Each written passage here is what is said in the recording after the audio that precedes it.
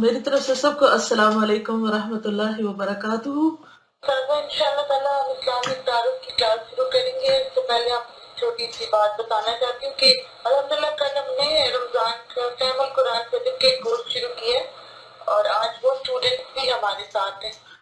اور میرے لیے بہت زیادہ خوشی کی بات ہے کہ آپ لوگوں نے رمضان سے پہلے ہی قرآن مجید کی دہرائی شروع کر دی ہے اور قرآن مجید کو پورے ترجمے کے ساتھ سننے کا پروگرام بنایا ہے۔ میری دعا ہے کہ اللہ تعالیٰ آپ کو اس کی بہترین جزا دے، قرآن کو آپ کے دلوں کی روشنی بنائے اور آپ کے لیے عمل کا رہنما بنائے، اور اس کی برکتوں سے آپ کو اللہ تعالیٰ دنیا اور آخرت میں مالا مال کرے اور بہترین فیض پہنچے، بہت ساری دعاؤں کے ساتھ۔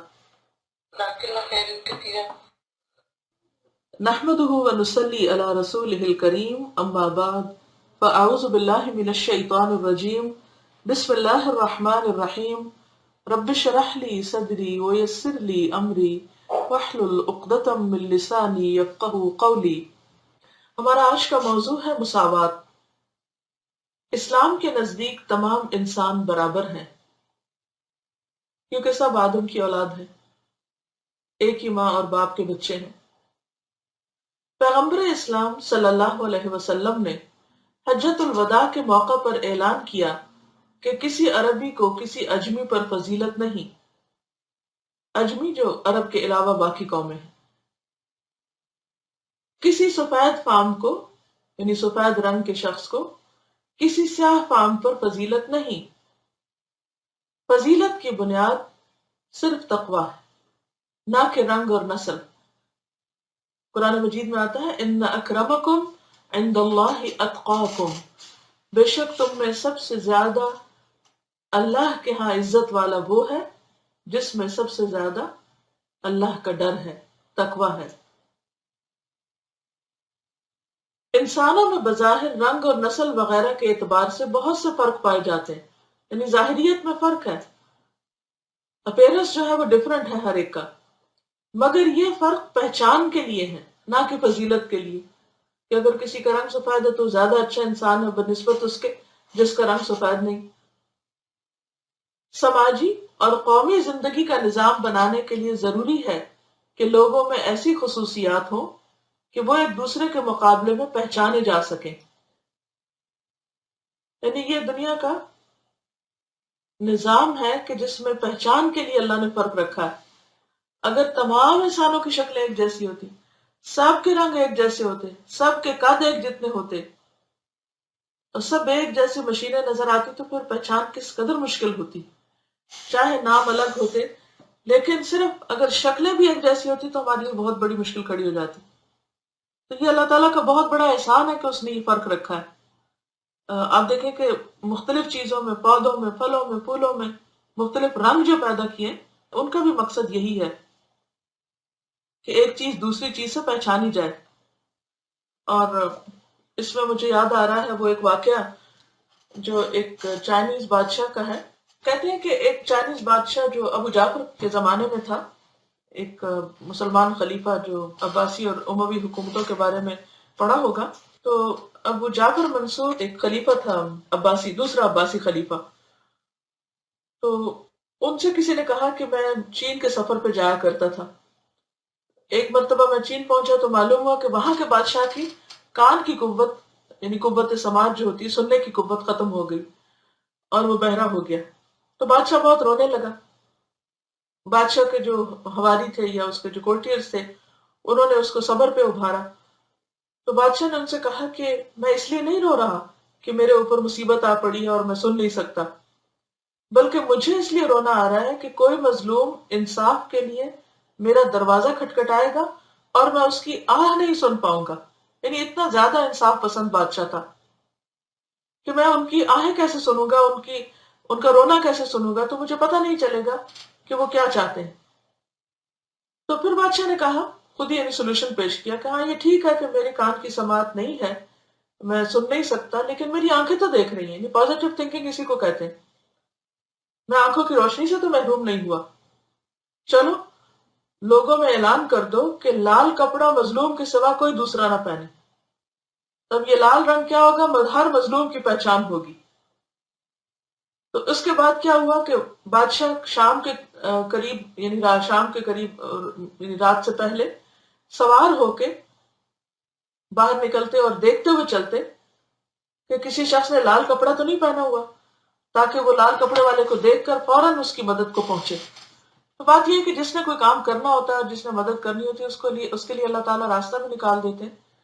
اور یہاں پر اس مثال کے بیان کرنے کا مقصد یہ ہے کہ اللہ نے جو رنگ پیدا کیے ہیں یہ بھی پہچان کے لیے ہیں۔ ہم جس چیز کو جیسا چاہیں رنگ دیں اور پھر اس سے اس چیز کی پہچان رکھ لیں، تو ہم مختلف گھروں کو، مختلف علاقوں کو، مختلف چیزوں کو رنگوں کے اعتبار سے بھی پہچانتے ہیں۔ تو اسی طرح اللہ نے انسانوں کے جو رنگ رکھے یا انسانوں کے جو جسموں کا فرق رکھا ہے، تو یہ کسی فضیلت کے لیے نہیں ہے فرق، یہ پہچان کے لیے ہے اور سماجی اور قومی زندگی کا نظام بنانے کے لیے ہے۔ یعنی سسٹم نہیں چل سکتا اگر یہ فرق نہ ہو، کہ لوگوں میں ایسی خصوصیات ہوں کہ وہ ایک دوسرے کے مقابلے میں پہچانے جا سکیں۔ اس سماجی ضرورت کی بنا پر خدا نے انسانوں میں مختلف اعتبار سے ظاہری فرق رکھے ہیں تاکہ دنیا کا نظام اور آپس کا لین دین آسانی کے ساتھ جاری رہے، مگر یہ تمام ظاہری فرق صرف دنیوی پہچان کے لیے۔ جہاں تک انسان کی حقیقی فضیلت کا تعلق ہے تو وہ تمام تر داخلی صفات پر منحصر ہے، یعنی اچھا کون ہے اور اچھا کون نہیں، اس کا تعلق ظاہر سے نہیں، اس کا تعلق انسان کے اندر سے ہے، باطن سے ہے، کہ اس کی عادات صرف ظاہری مصنوعی اچھی نہیں بلکہ وہ دل کا اچھا انسان ہے، وہ ذہن کا خوبصورت انسان ہے، اس کی سوچ مثبت ہے، وہ دوسروں کے لیے خیرخواہی کے جذبات رکھتا ہے، اس کی نیت اچھی ہے ہر کام میں، اس کے دل کے اندر تقویٰ ہے۔ اسی لیے حدیث میں آیا کہ خدا لوگوں کے دلوں کو دیکھتا ہے، وہ ان کے جسموں کو نہیں دیکھتا کہ کون کتنا سمارٹ ہے اور کتنے اس کے فگرز اچھے ہیں، اور تو اللہ نے خود بنایا انسانوں کو جیسا چاہا بنایا۔ یعنی جسمانی فرق کا تعلق انسانی معاملات سے ہے۔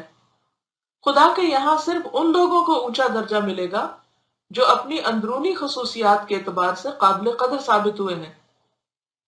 یعنی اللہ کے محبوب بندے وہ ہیں جو اپنے اندر کی خوبیوں اور اندر کی خوبصورتی کی وجہ سے اللہ کے پیارے ہیں، اور اندر کی خوبصورتی تقویٰ سے آتی ہے۔ اور رمضان کا مہینہ روزے اسی لیے فرض کیے گئے اس میں لعلکم تتقون، کہ تمہارا اندر خوبصورت ہو جائے، تم حقیقی معنوں میں اچھے انسان بن جاؤ۔ اسلامی نظام کے ہر شعبے میں اس انسانی برابری کو ملحوظ رکھا گیا ہے۔ نماز میں سارے انسان ایک ساتھ صف میں کھڑے ہوتے ہیں۔ حج میں دنیا بھر کے مسلمان یکساں قسم کے لباس پہن کر حج کے مراسم یعنی مناسک ادا کرتے ہیں۔ اسی طرح اسلام کے اجتماعی نظام میں ہر ایک شخص کو وہی درجہ حاصل ہے جو دوسرے شخص کے لیے ہے، نہ کسی کے لیے کم اور نہ کسی کے لیے زیادہ۔ اسلام کے نزدیک ہر قسم کی بڑائی صرف ایک خدا کے لیے ہے۔ انسان آپس کے ظاہری فرق کے باوجود سب کے سب یکساں طور پر خدا کے بندے ہیں، یعنی ظاہری فرق میں اونچ نیچ ہونے کے باوجود سب اللہ کے بندے ہیں۔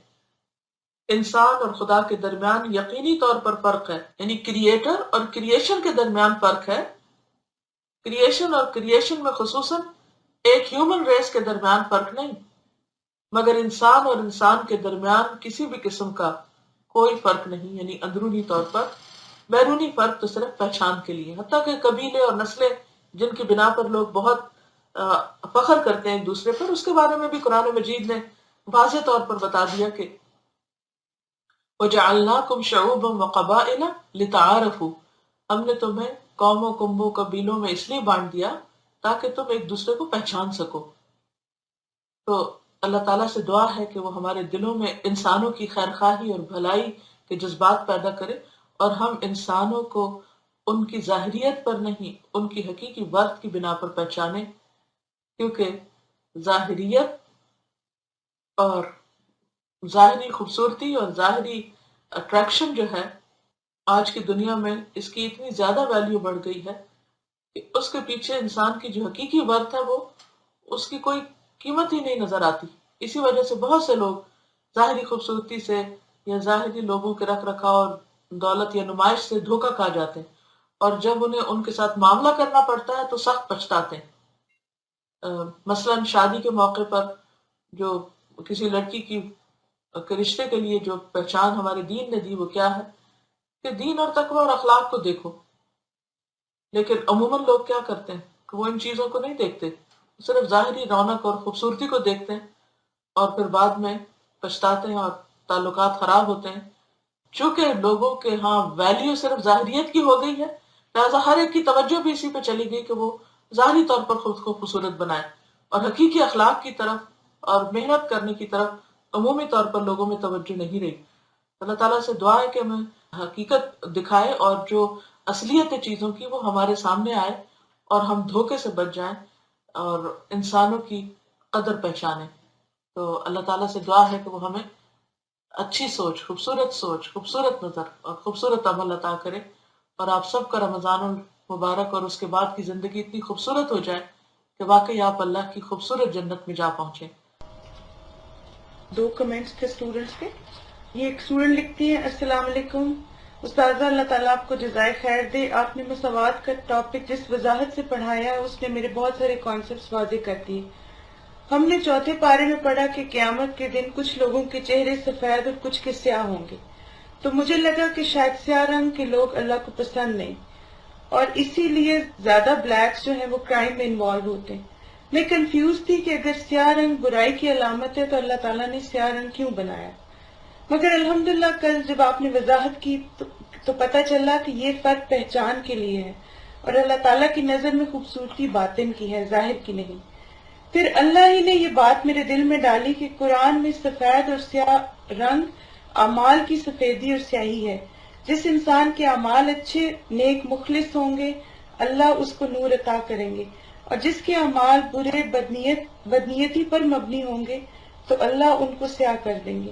استاذہ اگر میری انڈرسٹینڈنگ صحیح نہیں تو پلیز اصلاح کر لیں۔ نہیں، درست ہے ان کی انڈرسٹینڈنگ، بارک اللہ فیکم، بہت اچھا آپ نے سمجھا اس کو۔ استاذہ ایک اور کمنٹ، ایک جنرل سی بات ہے جو اکثر پائی جاتی لوگوں میں، ان کا کمنٹ اس لیے مجھے بہت اچھا لگا۔ ان لکھا ہے کہ کل مساوات کا ٹاپک سن کر مجھے بہت خوشی اور اطمینان ملا۔ اصل میں میرے گھر والے مجھے کہتے تھے کہ اس کی چوائس لوگوں کے معاملے میں زیرو ہے۔ کچھ سال پہلے ہم بھائی کے لیے رشتہ دیکھ رہے تھے اور مجھے ہر وہ لڑکی پسند آتی جس کا اخلاق، بات چیت خوبصورت ہوتی مگر دیکھنے میں اتنی خوبصورت نہ ہوتی۔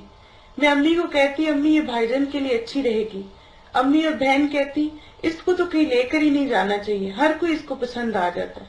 اسی طرح کچھ لڑکیاں جو ظاہری طور پر بہت خوبصورت ہوتی مجھے ان میں ایک ایروگینس نظر آتی۔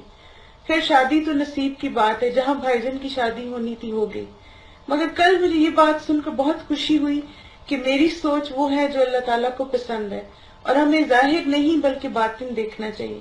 اگر آج سب مائیں بہنیں رشتے دیکھتے وقت شکل کی بجائے اخلاق، سیرت، دین کو دیکھیں تو ان میرڈ لڑکیوں کی تعداد بہت کم ہو جائے۔ اللہ تعالیٰ ہمیں مساوات کرنے والا بنائے۔ آمین آمین، جزاکم اللہ خیرا۔ وآخر دعوانا ان الحمد للہ رب العالمین۔ سبحانک اللہم وبحمدک، نشہد ان لا الہ الا انت، نستغفرک ونتوب الیک۔ السلام علیکم ورحمۃ اللہ وبرکاتہ۔